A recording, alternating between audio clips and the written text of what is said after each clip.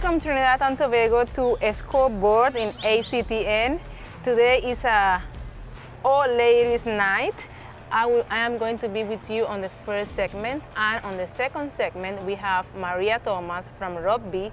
She is currently playing a rugby league in Canada, and she has a very exclusive interview with a prominent rugby player.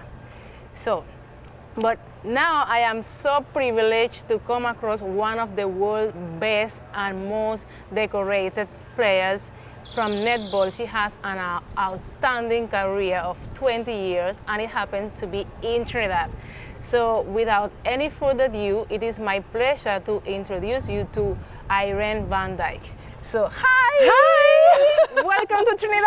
Oh, look, it's sunny. What can I say? Can't get any better. Yes. What brought you to Trinidad? Well, they asked me to come and do some coaching sessions with coaches and with kids. So this is ultimately, in short, what I'm going to do. Really? Yeah. So I went over your records, and you have a very, very impressive career. Tell me how excited that was for you to be, all there and achieving so many medals and interacting with so many people. What can you tell us about yourself? I have been very privileged to play netball for a very, very long time. So I started my netball career in South Africa and played for South Africa for 5 years. In South Africa? In South Africa, wow. Yes. And that was when South Africa was allowed to start to play international netball in 1994. So I played for them until 1999. And at the end of 1999, we immigrated to New Zealand. Wow. And I started playing for New Zealand in the year 2000, and I retired in 2014. So yes, and highlights of my career would be the gold medal that New Zealand won in 2003 in Jamaica. Wow, I remember that. I know, it was amazing. Yes, that was wonderful. And then the other one was in 2010 Commonwealth Games when we played in Delhi, and the game went into double overtime. So with us in Australia, it was a draw at the end of full time, and then we played overtime, and it was a draw. Double overtime, it was a draw, and they were like, look, just keep playing until someone's 2 goals up, and we won that in the 92nd minute. Wow. It was incredible. So why did you retire? Well, you retire probably because I got old, and no, you didn't get old. And I think as a player you realize when it's time to step down, and when there are younger ones that are coming through that it's their turn to shine, and they are playing amazing netball. So you get to that point where you're like, this is the right time. You know it as an athlete that is the right time, and that was the right time. So, but you stay playing like in recreational format kind of thing. Do you have your own club? Oh, it's in your blood, isn't it? When your sport's in your blood, you can never get away from you sports. can't, because you just keep on giving back to the community, and you get opportunities like this where you come to amazing countries like Trinidad and Tobago, and you have the opportunity to coach coaches and to learn from one another's cultures, and you give it because you want the sport to grow and you want it to turn into the most amazing sport. Yeah, you touch a very important point, which is giving back. When you are athlete, like very fortunate like you, that you have been able to go all over the world and to accomplish so many things. So I am really, really appreciating the fact that you want to help younger players to reach your level. And with regards to that, I would like to know a little bit more about this collaboration between New Zealand and the Caribbean. How did that start? So we have a program in New Zealand for younger kids, which we call Future Ferns. Yeah. And that is literally focusing, so my job is to educate coaches who are not necessarily high performance coaches. It is parents who are interested in coaching their kids, but they don't really know enough about netball. So I go along and I present workshops, and I give them a resource and a workbook. So the resource is literally a 10-week program that they get, and they don't have to do any planning. So in the resource you have your warm-up, you have your skill acquisition, your error correction, your skill and drills, and then you've got the game and games to teach them that particular skill that you've just done. So for parents to have that as a resource is invaluable, because sometimes parents want to be involved but they don't know everything and they feel insecure. So with you handing them that and you go through the workshop and show them how it works, they feel so confident when they come out and present something like that. So so we've got the Future Ferns program, then we've got the foundation course, and then we've got the community coach awards. So that's the levels of coaching that you go through. Wow, that is great. So you're actually building capacity. So if I am a parent now and I do not know anything about netball, but I would like to learn from it, then that workshop that you do, it will enable me to learn all what I need to become like a coach? Absolutely, and you don't need to know the rules, because all you do is you come to the workshop and I give you everything you need to know, and we literally go through every drill and everything. So by the time they leave my workshop, they know exactly what every drill and skill looks like. Wow, that is wonderful. You see, that is why we Trinidadians, I have to say we because I have been here long enough now, feel so lucky to have you. So how have been the response of Trinidad to your workshop? Oh, absolutely fantastic. So I've had 2 workshops today, and the coaches I've had was incredibly smart. Wow. They, I gave them the resource and they literally took it, and I presented the first little bit and I said to them, okay, so you guys are doing part A, B and C. And without a doubt, they literally just took the book and they started talking about it, and so they had to get into groups and present it to the rest of the group. And yeah, very, very smart coaches you have here. I was very impressed. Oh, and they are so eager to share the ideas and share the knowledge. It was fantastic. Wow, that is impressive. So are you planning to do any more workshops here, or are you going to the next island, Tobago? So I'm in Tobago tomorrow and Thursday, and I'm back in Trinidad on Friday, and then I'm off to Barbados. Wow. Yeah. So tell us a little bit more about what you are going to do in Barbados. In Barbados, it's going to be literally the same as what I've done in Trinidad and Tobago. So I'm literally just going through getting coaches involved, and then after doing the coaching workshops, we get the kids involved. So the coaches get to work with the kids, and I get to present some stuff to the kids as well.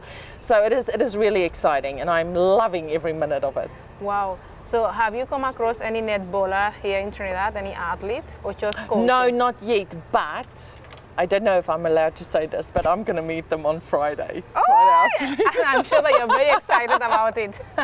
Are you going to play any games here? No, I'm just going to go to their training and yes, and see what they do, and maybe do a few drills with them, and then we'll fly out to Barbados. Oh my God, that is incredible. Yeah, and are you doing any work with younger children? Yes, so in New Zealand, I am coaching 5 and 6 year olds. Here, I think the age range that they bring to the workshops on Friday would be between 6 and 15 or 16 year olds that I work with. So yeah, I don't know how many. At the moment, there's 20 kids that are coming, but there could potentially be more. Yeah. As a prominent athlete that you are, because you are not retired yet, you can never retire from a sport. How do you manage to combine your married life and you have a daughter? How do you manage that life and your athletic career? Was that difficult for you? I have a very supportive husband, and I think with his support and friend support around me, I wouldn't be where I am today if I didn't have their support, because when you're an athlete, you travel quite a lot, and with us being away, you need the support from your family and your friends. I think you have to be planned, you have to have everything organized, and I think if you do, when you're home, you're home. You don't bring in your netball or your sport or anything, you're home. You're a mum and you're a wife. When you go to sport, you're an athlete.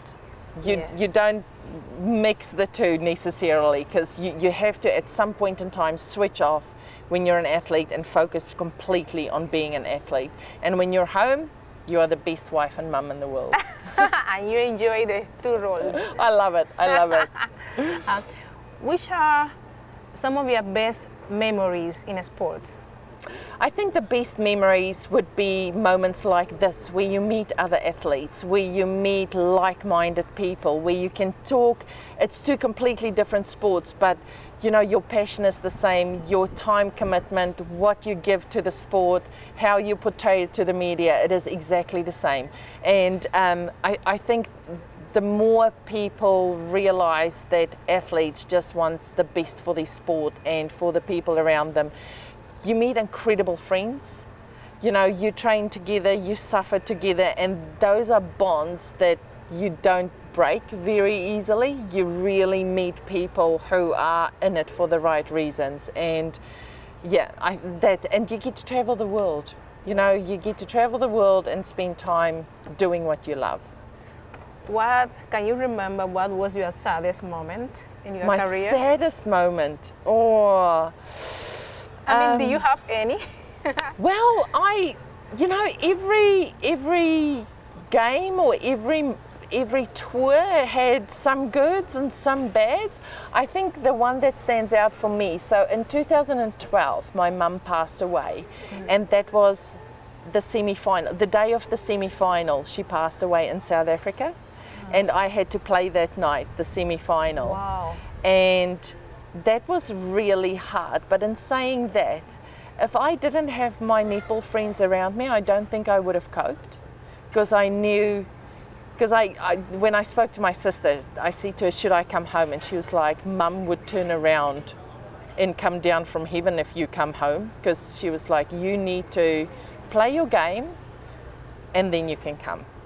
So that was probably the hardest part, but in saying that, most rewarding, because you learn who your friends are in difficult situations. When they're there to pick you up when you're down, that is priceless. Yeah, it is. It is indeed priceless. Do you miss being an athlete? Do you miss like that action, you know, when you were there on the court and you have the public sharing at you? Do you miss that? The year after I retired, I missed it very much, because it was Commonwealth Games straight after I retired, and I looked at the TV going, oh, no! But now looking back, no, I've had the most amazing career, and I have ridden all the highs. You know, like the highs are so high and the lows are so low that you literally have the two extremes. But you wouldn't want it any other way, because that shows how passionate you are about your sport and about winning and losing. It's just the way you do things. So no, I don't miss it, but it's in your blood. So that's why we coach, and that's why we mentor, and that's why we get involved in other ways. If you have to choose between being an athlete and an educator, which one will you rather? Educator. Why? Now I say educator. While I was an athlete, I definitely say athlete.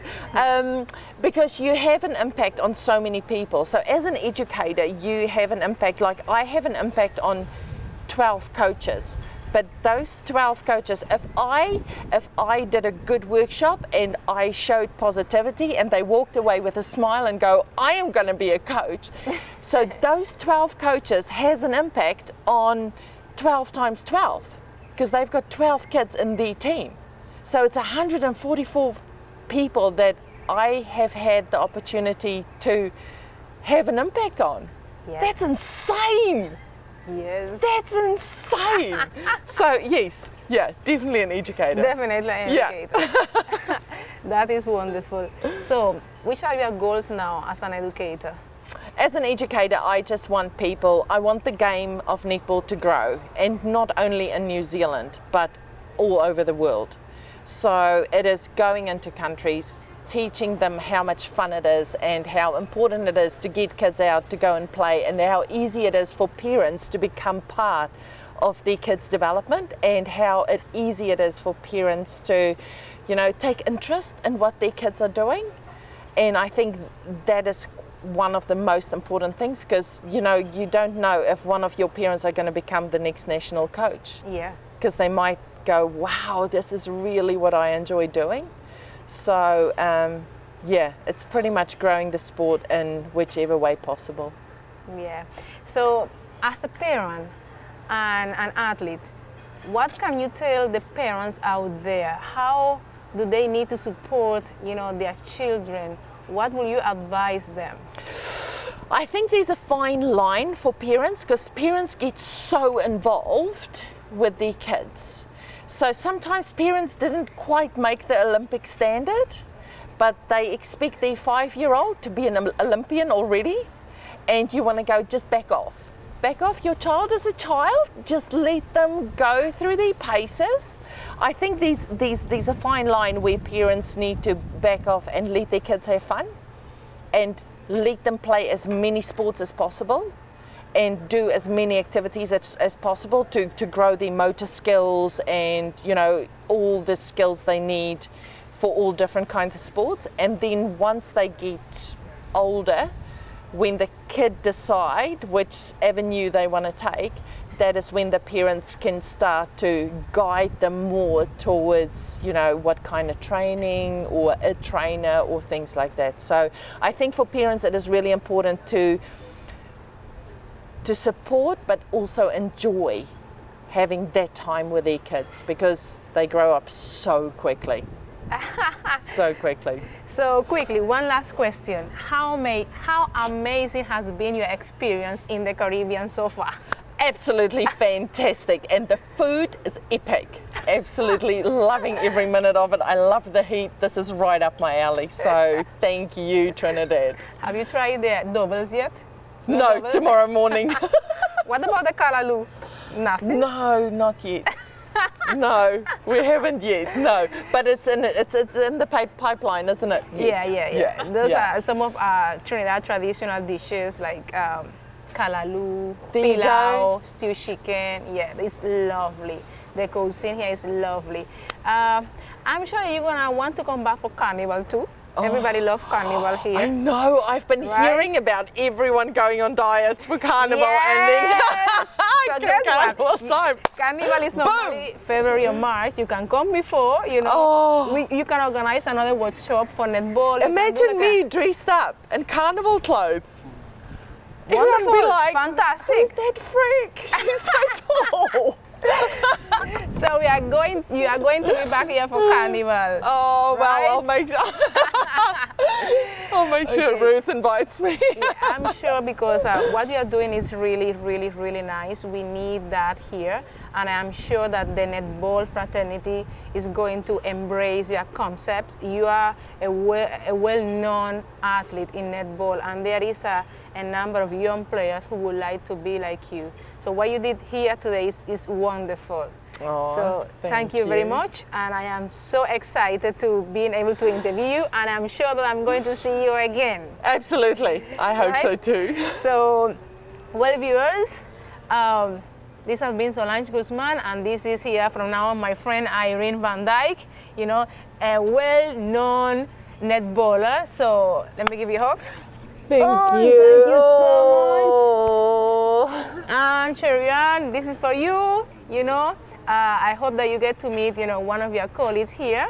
We will be right back after a short break.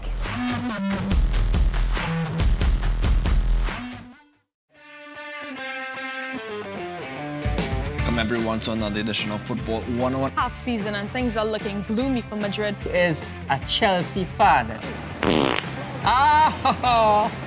I only know one side of Manchester, and it's red. I don't know about any blue side. Yes, I'm an Arsenal fan. That's very unfortunate. I love you, Messi. Mike wanna say thanks, but No! What are you gonna do? we bring the field directly to your home.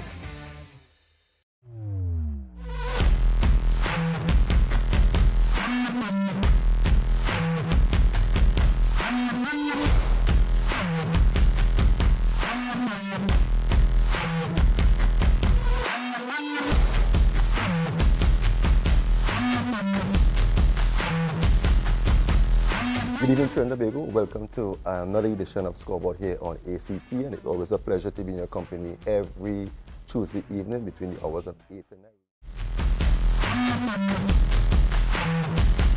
9. Welcome back. Joining us now, international cricketer Brendan McCullum. So what can you tell us about your experience in Trinidad so far? Look, I've been very fortunate to be able to come to the Caribbean 3 times as part of the CPL and playing for Trinbago Knight Riders. Last year we won the tournament, so we've got high hopes and expectations again this year, but I just love coming over here. It's a fantastic place. I got the opportunity to do it when I played for New Zealand and also captain New Zealand over here on a tour, and to be able to come back and be a part of the Caribbean on a different sort of footing, because you immerse yourself a little bit more in the culture when you're playing with the local boys than what you did playing for the national team. So really enjoyed over here, and it's a great place. Great. What do you think about the collaboration that currently exists between New Zealand and the Caribbean?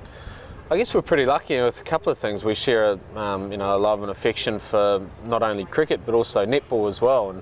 And running into Irene earlier and seeing her impact over here too. So we're very different from a skill point of view probably. You guys have a lot more natural talent than what we do. But I'm sure that with the relationship between the Caribbean and New Zealand, we can do some really cool things and hopefully get some great relationships and get some pretty cool things, not just from a sporting point of view, but also your tourism and I guess education and stuff like that too. For how long you have been involved in cricket now? Well, I first played for New Zealand when I was 20 and I'm coming up 37, so I had about 14 years with New Zealand, and then the last 3 years just been sort of playing around the globe for various teams in the T20 leagues, and yeah, I've been very lucky to have had a long sporting career so far, and I think the reason why I'm still playing is because I love being a part of sporting teams and experiencing different cultures and getting to know the different guys from around the world. And I'm very lucky that I call a lot of people from various places in the world very, very good friends because of this game. What have been your most wonderful experience in your career so far? Oh, most wonderful experience. It's hard because you have individual success, but for me, the reason I played team sport was because I loved being a part of trying to create something special from a team point of view.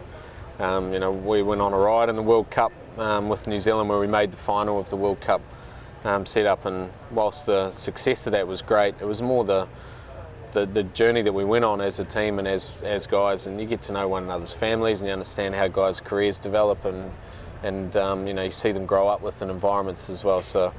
I look back at that and think that the friendships and relationships I made were the most important things out of my time as a cricketer. Wow, that is great. If you are to change something in cricket, what would that be?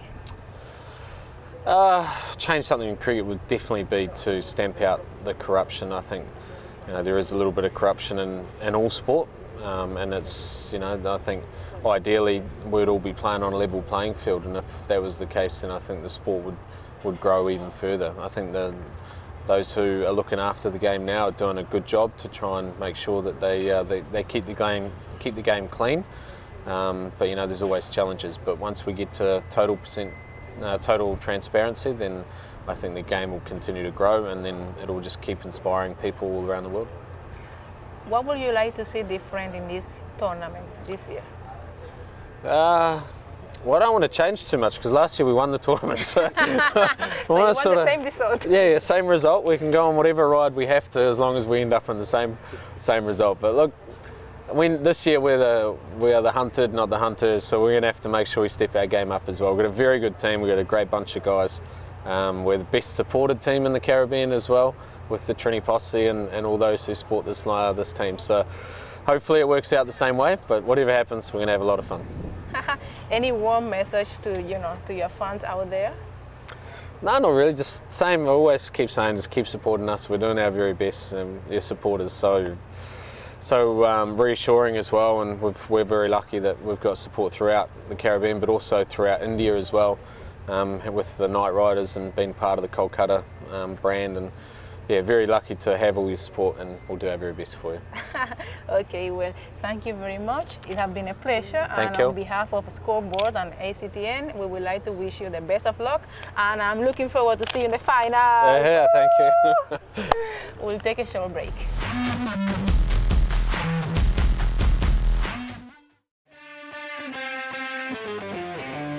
Welcome everyone to another edition of Football 101. Half season and things are looking gloomy for Madrid. Is a Chelsea fan.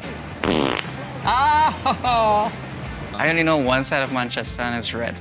I don't know about any blue side. Yes, I'm an Arsenal fan. That's very unfortunate. I love you, Messi. Mike want to say thanks for.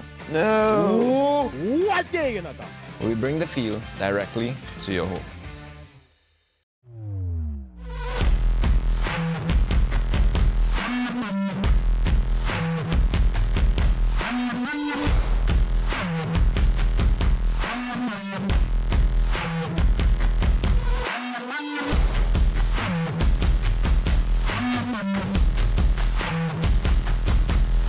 Good evening, Trinidad and Tobago. Welcome to another edition of Scoreboard here on ACT, and it's always a pleasure to be in your company every Tuesday evening between the hours of 8 and 9. My name is Maria Thomas, and you are watching Scoreboard, coming to you from Sportside Medical Services in Toronto, Ontario, Canada. Hi, welcome to Scoreboard. We are coming to you now from Toronto, Canada. I am here with Tamara Dixon. She is a rugby coach. She is a strong leader in rugby. She plays rugby for both Canada and for Jamaica. She plays rugby union and rugby league in 15s, 10s, and 7s. This is a woman who does it all. Today, we're going to be talking a little bit about the team, the Guardian Angels. And this is a new team and actually an entire new concept that has been introduced this year in rugby in Ontario. So Tamara, thank you so much for joining us. Thank you for having me. It is always a pleasure. First of all, what encouraged you to create the team Guardian Angels? Question. As we know, there are many routes for people to exit their sport. It could be coaching, it could be refereeing, it could be volunteering, entrepreneurship, anything where they feel comfortable involved. They can be involved in their sport, but also step away from playing physically. But many sports also have a master's program where if you don't want to dabble in those realms, or you do, but you still want to play, there's an option. And so for many years, my teammates and I, we thought about starting a team where women who are more mature and have some responsibilities with their families, but also have some responsibilities with their careers and cannot attend the training sessions throughout the week, but still are physically fit to play the game. And so we realized doing that in the other teams that also existed was not possible. Many of us struggled to attend training sessions, and when we did, we'd be running late, or when we attended the training sessions, it was a training session full of a lot of younger people. And so we realized there was a lot of building and a lot of things that were happening that we were a little bit, I guess, past. And so it was difficult. And we also realized that when we attended these training sessions, and if we didn't attend the training sessions, we still earned spots on the roster. And that started to become difficult because we had younger players who were putting more effort and more time into their training sessions, but because of skill, we would take their spots on the roster. And so last year was the year we decided we should stop that. We decided the only way to do that is to start our own team, our own program. It is the first in Ontario. It may be one of the first in Canada. And so this team is mainly for women who are 30 plus, who do not have the access to training sessions during the week, because here in Canada we train 2 to 3 times a week, and then you have your games on the weekends. And so these women would get together and we would play on the Saturdays in the same leagues as the leagues that we played with previously. And so we would still have the same level of competition, but now we have the issue where we are not inflicting any type of damage or any type of disrespect to those women who've been attending training sessions and want to play and earn their spot, because it is a pay-to-play type of league. So you have women who are paying anywhere from $350 to $400, and so paying that money and someone else taking your position and not attending the training sessions becomes a conflict. Yeah. And we realized over the years it started to get to be a little bit more of an issue than in the past. And so something needed to be done. And that's where the idea came from. But besides the training sessions, that would only apply to those who are still in the league. And so you're looking at half of the women. But there are many women who are out of the league and haven't played from anywhere from 2 to 15 years. And so the training sessions in terms of affecting other people was not the issue. The issue was, can I attend the training session when I have a child or 2 or 3 or 4, or when I'm expected to work anywhere from 40 to 60-hour jobs.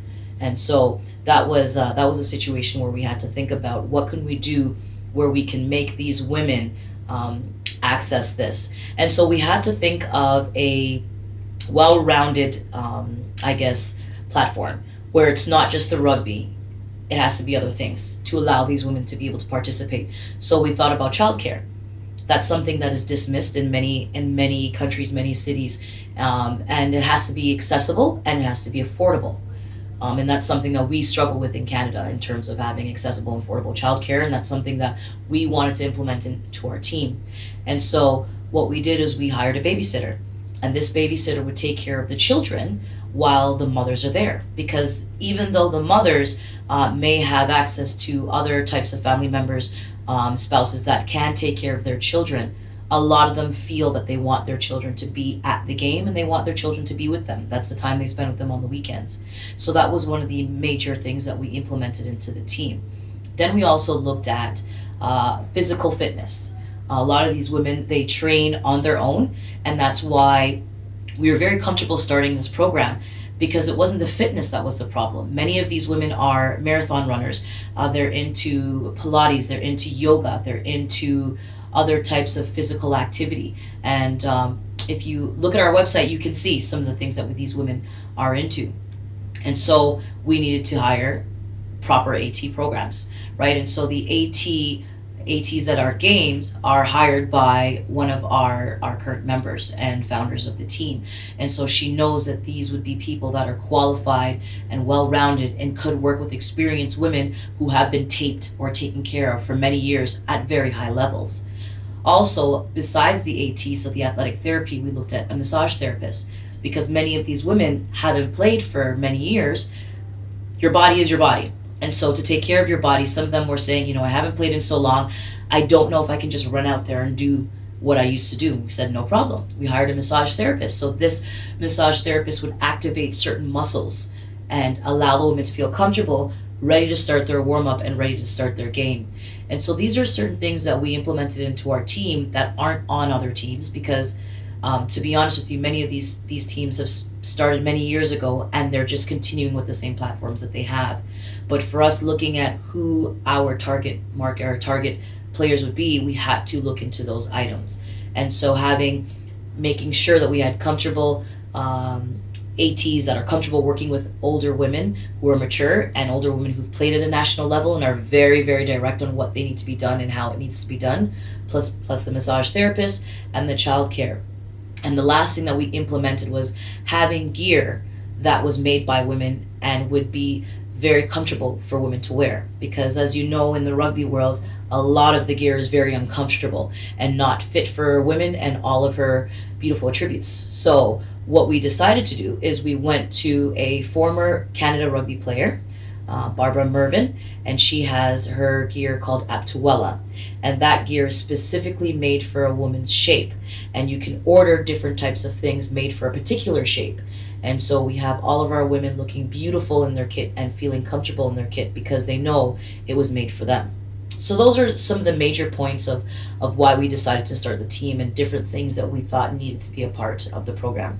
So it's very much player-oriented, player-centric, and driven by the players, which I think is a very interesting model. When you look at development these days, it seems to be, yes, we might look at grassroots, but it's always sort of the top looking at the bottom and where can we work out. And I think that this team, Guardian Angels, is filling a really important gap where, you have women who are role models and who continue to be in a position to be role models to other players. One of the things I found that was very interesting was the younger teams, the impressions that they had initially meeting the team. Yes. And then playing the team and then learning, because I think most at this point are learning about the values Yes. and the movement that is Guardian Angels after playing the team. Yeah, I'll speak on that. So we do have different women from different backgrounds. And so we have women who are age 31 to 52 on the team. And we have women from different types of levels. As you know, Maria Thomas is also on our team, and Maria has played on a national level, right? And we have different types of women who've played at a national level, provincial level, university, college, etc. And so when you have the mixture of the different types of experiences on the field, after the game is where the learning really starts, besides during the game where you can have those 1-2 points that we do give the younger players. So in Canada, the rugby base, if we were to look at the average for club, I believe the average for club is about 22, 23. So it's a very young average.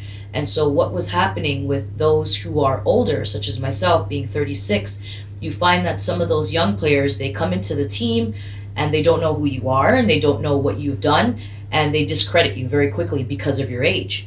And so with that being said, you have women who are experiencing that in every club. And so now we have the situation where we play together.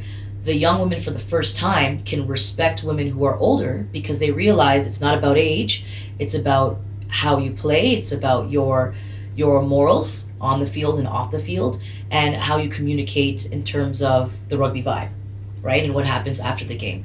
So what we wanted to do is we wanted to bring back a tradition that we usually have in rugby, and after you have your game on the field, you move off to the field, and it's a bit of a social. And that has been lost in many of the teams, the younger teams. One reason is usually you buy your peer a drink. And because a lot of the rugby players are very young, they cannot drink. And so that's one of the reasons a lot of them decide to pack up and go. What they don't understand, it is not really about the drink. You can buy Gatorade, you can have water. It's more about the social effect and the learning. And so we brought back a tradition where it kind of forced the younger people to stay behind. And what we did is we had a award called the Halo Award. And we had different types of sponsors that donated to this. You have Sportside Medical, which you will meet Karen Kroback shortly. We also had Aptuella, which I spoke about. And then we also had Langara. And all these sponsors got together and donated so that we can give awards after the game and also speak about why we're awarding these awards. So we call it providing the woman with her halo. And this is one of the donations that we received from Aptuella. And so what we do is we gather as a group, we have the woman of the match, we announce that first, and then we discuss the halo. And with that award, we talk about the different accolades of those women. And some of these young women who are sitting there know of these women or don't know of these women, but their eyes lighten up because they realized, A, they've had so many different facets of experience in rugby. B, they played at the same university that they went to or school. Or C, they played at their club, many years ago. Or even D, they played with their parents or their family members. And so what you have is women respecting women at different stages, because the media really focuses on young women. Once you're a particular age, you're dismissed from the camera, you're dismissed from the eye, and you're dismissed from entertainment. And so we find that we're bringing that into our own personal life. And so what we wanted to do is allow the young women to see that there is more rugby past 24, because we do have rugby dying at about 24 in Ontario. A lot of the women are discouraged, unmotivated. It is because these struggles of getting their career started, possibly significant others and the responsibilities they have at home. And so with this team, these women can now see that there are different types of routes that they can take and still continue to play rugby and still have that family oriented, experience that they've had when they're younger. It's just changed, it's different. It's not better, but it's just a different experience. And so it's very interesting to see them starting to bond with the women after they start to find someone they have a connection to, and they sit down and they talk, whether they have an alcoholic beverage or just a Gatorade. You now have women staying back after the game and mingling, and before it was take my cleats and out. One of the things that I love to see after the games is even the women who see, look, that woman who was just making every kick on the field has just picked up 3 children. The husbands that came along and they're sitting in tents and they're supporting the children, cheering on their parents and seeing this. And again, even tying it into the Halo Awards, even for me, hearing all the contributions that these women continue to make, even though it's not on the pitch, it's the behind the scenes work that goes into making rugby possible for everyone involved. And seeing it all come together in one place as a community and setting an example, because I think most athletes are offered a very narrow pathway that includes, you go from here A to B to C, and if you mix up any of those steps or you get pushed out at any of those levels, that you don't have a future anymore, or that to choose a future you have to sacrifice everything else in your life. And this is showing that there's a way to balance it. You just have to be committed, make the commitment yourself, because I know all of the Angels are making contributions to the team in their own ways and coming together. And I really love the way that the team sort of perpetuates the values and the things that we want to see happen in a way that is feasible and manageable and inclusive of everyone women who have been marginalized from rugby, essentially. Absolutely. And interesting that you said the different things that women were involved in, such as yourself being involved in different types of administrative and even, I guess you would call it, national levels of rugby in terms of the other side of it. And what would you call it, per se, in certain committees that you're involved in? Well, yes, it's committees, it's union boards. I know some of the women are presidents of their clubs. Yes. There are women who are working for Ontario Rugby, for Rugby Canada. Yes. And all of these positions that even I, for a lot of the women, was not aware of. And I love going and reading everyone's little blurbs about them. They're funny, they have jokes in it. And it's such a comfortable environment. And it opens up your eyes to see that everything doesn't have to be so competitive. We can work together. We can have competition and still be viable in a competition without it being a confrontation. It could be something positive. And just to continue on with what Maria was saying, is for the young women to understand that even though Maria is part of all these types of organizations and these types of unions, she's still a player, because a lot of them separate those types of things. And they feel that if you're a player, then you can't be involved on that level. And getting them to understand the only way to keep women in rugby and to lift the state of women's rugby is to be involved in these types of organizations. Because once we're done, then we need the next generation to slide in. We do, definitely. And we need to set good examples. We need to, sometimes it can be frustrating. Sometimes it's hard work. But if we do it, it's going to make it better for everyone that comes behind. And there are women who, before us, fought an even harder battle and had fewer options. And they paved the way for us to be able to do this. Yes. So I think that we really have to credit them as well and thank them for everything they've done. Because they have definitely understood what it is to have someone turn away from them and not acknowledge what they've done. Yes. And there's so much work that's being done to make even this possible. I just want to wrap up, but can you tell me 3 things that you would say have influenced you to help you in creating Guardian Angels, and 3 qualities that you would say Guardian Angels have and demonstrate? So the first thing I guess I would say is lifelong learning. The Guardian Angels is about continuing to learn different facets of rugby on the field and off the field. And a lot of people think learning stops at a particular age. And the young people can see that on the field, that as we continue to play, we've been very successful this year, very blessed in terms of we are currently in 2nd place moving into the playoffs.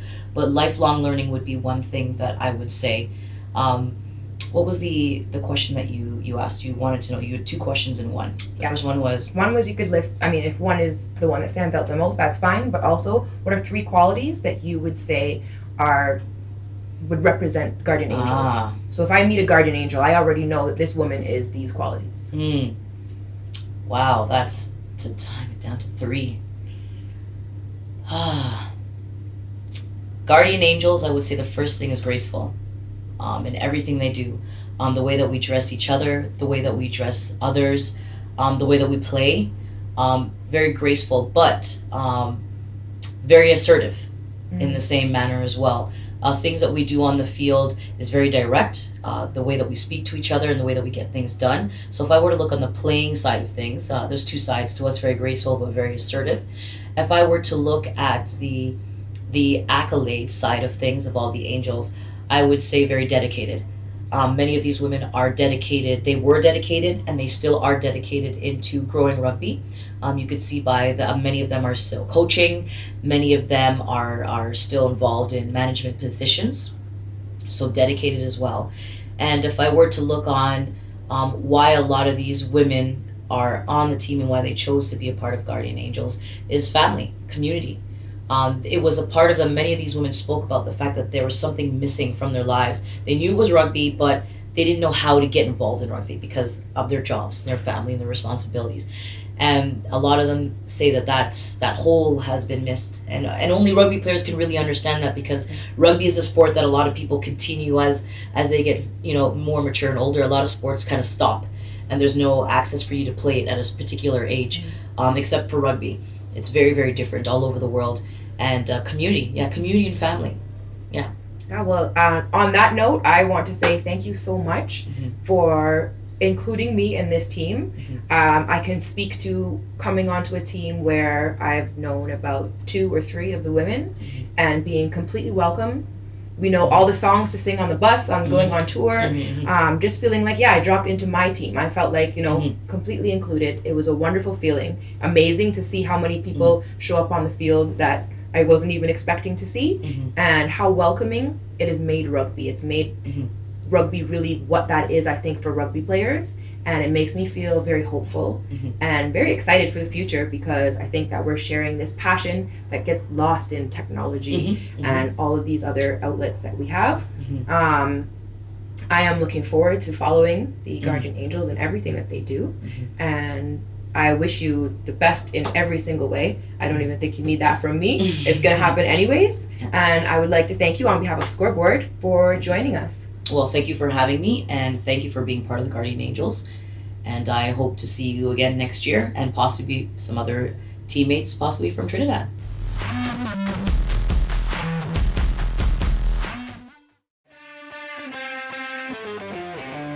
Welcome everyone to another edition of Football 101. Half season and things are looking gloomy for Madrid. Is a Chelsea fan. I only know one side of Manchester and it's red. I don't know about any blue side. Yes, I'm an Arsenal fan. That's very unfortunate. I love you, Messi. Mike want to say thanks for. No! What day you not? We bring the field directly to your home.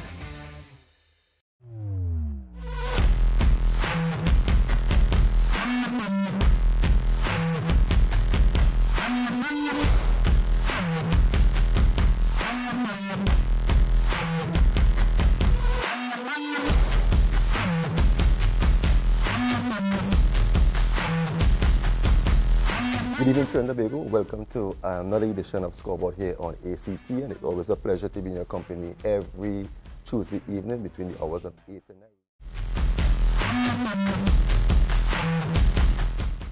Welcome to Scoreboard. I am here with the Chief Medical Officer for Rugby Ontario, and her name is Karen Kroback. I'm very excited to be at her medical sports clinic, which is the Sportside Medical Clinic. And she does, as I've said, so much work with Rugby Ontario, but also she works very closely and is one of the founders of the Guardian Angels rugby team. So we're here today to find out a little bit more about how you take care of teams, because that medical component in preparing them for teams, dealing with any injuries, and working on rehab is so important to player welfare. And it's something that is getting a lot of attention now, but sometimes still gets overlooked when you actually speak to players and in their experiences. So Karen, can you just let me know some of the services that you offer here? Yes, so we offer a wide variety of services. We target specifically athletes. I would say about 90 to 95% of our patients are athletes, and the other 5% are often their families. So we in clinic offer sports chiropractic, sports physiotherapy, sports massage. We also have registered kinesiologists, registered athletic therapists, and we have certified strength and conditioning coaches and performance coaches. We've recently also added on masters in sports nutrition and performance nutrition. Wow, that's amazing. Yes. So you work with rugby. Do you work with any other sports teams? We work with close to 75 to 80 teams. So rugby is what takes up most of our time in the summer, and then in the fall 7 seasons. And the other teams we work with are primarily hockey. We do a lot of boxing, MMA, amateur fighting. We also work with soccer, football leagues, you name it. We work with any sport. Right. Yeah. So those are some pretty collision, Yes. not even Yes. contact, collision sports that Yeah. you deal with. So definitely this is the place to come to. What do you find is different in the dynamics between working with team sports and working with individual athletes? It's just the pace of things mainly. So we offer different facets to our business. So we certify, so there's 4 different facets. One is education and training. So I'm a emergency care instructor and a teacher through the Canadian Red Cross. So we bring in people who we'd like to work for us, and we train them in emergency first response, which is a level higher than your regular standard first aid. It teaches everything sport related in terms of like spinal injuries and musculoskeletal injuries and head injuries and the next level of care. So that is a 40-hour course, and you have to pass not only a written test but hands-on testing as well. When our therapists have that certification, then we can place them. So the second aspect of our company is therapist placement. So when teams call us up and they ask us for a therapist to work with their team, we'll train them, we'll make them familiar with the sport they're working with, we'll get a police background check done. We make sure their certifications are in place, and then any extra certifications that they need for that specific sport. So for example, rugby, we make sure that every therapist we have goes through the World Rugby training courses for Rugby Ready, so they understand the laws of the game, because they need to know when to run on the field and what blood subs are and what front row subs are and the specifics of the game. And they also have to complete a World Rugby concussion management certificate as well. Whereas with hockey, they have to do what's called a respect in sport, and then also a trainer's level 2 certificate. So different sports require different things. Okay. So we make sure that therapist has whatever the requirements are of that sport, and then we can place them with that sport. If they haven't worked that sport before, we find it very important for them to go out and shadow with younger age groups and then work their way up to the premier level. And people who get first priority to work with sport are people who have played that sport, because they understand the ins and outs. Right. So those are the first 2 facets of the business. The third one is in clinic, and then we do treatment for a lot of athletic injuries and a lot of rehab for athletes and prehab. And then the fourth component is the conditioning standpoint. So we run year-round conditioning courses and one-on-one training for athletes who want to take their training to the next level. Right. So it's important to have all these different facets, because then the person, it comes full circle. So the person on the field is getting, all the people that are working with their team are trained appropriately. The person on the field can refer to our clinic and we can rehab them if they get injured. We also chat back with the therapist, so when they're getting back on the field, if they want to train in the off season, they know that we know their previous injuries and can accommodate and stuff like that. So it all comes full circle, and it's a nice big package. Yeah, that continuity is so important, especially when you're looking at player welfare. And you'll have maybe someone who's saying, well, just go on and play, you'll be fine, or a player who says, I'm fine, so. Well, and it's really nice for the athletes too, when they go down on the field and someone's helping them, and then they see that same person later in clinic, or they know that, I spoke to that person earlier this morning, so I already know what happened. And injuries are so personal, so to see someone that knows your history, you feel so much safer on the field, because sometimes you're just like, don't touch me, I'll be fine. And I think that offers something so important. Yeah, and it's an unwritten rule here. Kind of all of our therapists, they're all athletes. So when people come in and they say, they're crying because they tore their ACL and their season's done, I say, I did that as well, and I'm still playing rugby every Saturday, and I'm still kicking butt. So it's nice that they can come see people who have been through the same situations, and they're not trying to address it from unknown territory. Yeah, and even from my experience with Guardian Angels and seeing your team out there, and even my mom, as soon as my mom and dad came, first time they'd ever seen me play rugby. And they were like, oh, look, that tent, is that your tent? Aww. They saw it right off the bat, and they were so pleased of the professionalism, and Thank you. Especially my mom is kind of like, rugby, and she saw the massage tables and everything there, and just kind of breathed a sigh of relief, like, okay, it's going to be okay. And I think that's very important for parents as well. Yeah, to know their children are taken care of. Yeah, they say that, and they now recognize the black shirts and the red with them, and they say, we love your staff, because no matter what happens, we could be covering 20 games on a weekend. If some kid gets injured, they're getting a phone call from our office manager on Monday morning to see how they're feeling. So we get a lot of positive feedback on just the follow-ups. Even if it's not our team, we had a kid 2 weekends ago fracture his femur, the big bone in your leg. And we weren't even working with that team. I called them up, made sure everything was okay. And it's like, it's really nice of you to do that, right? So it's so important to have that personal approach to things, and then also have people that understand the sport and they're always watching your back. That's why I need to call like today for my appointment in the next 2 weeks to get in. You're always welcome. Yep, I know. It's wonderful that everyone that I've seen here is so happy.